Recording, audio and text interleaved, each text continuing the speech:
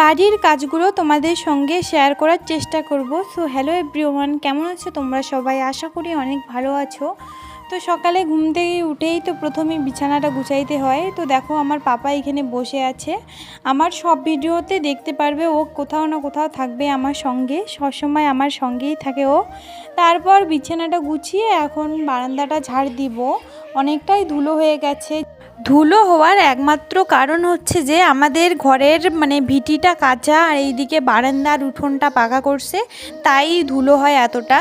তারপর ছাদের উপরে গেলাম দেখতে মা কী করছে। তো দেখছি আমার সন্টু পাপা আর সিম্বাকে ও খাইতে দিচ্ছে। তারপরে নিচে আসলাম, তো ফাইনালি আমাদের গ্যাসটা চলে আসছে।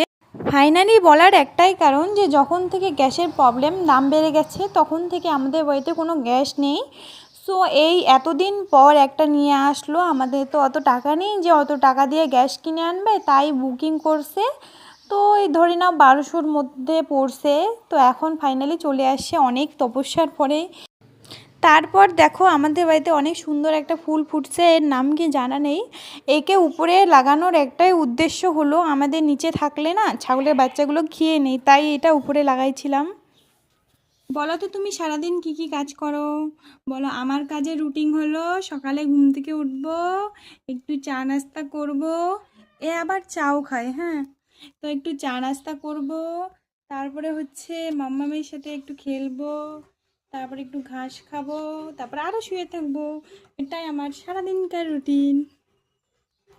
হাই বলে দাও, হাই বলে দাও, হাই। এ কান দিয়ে বলে দিল।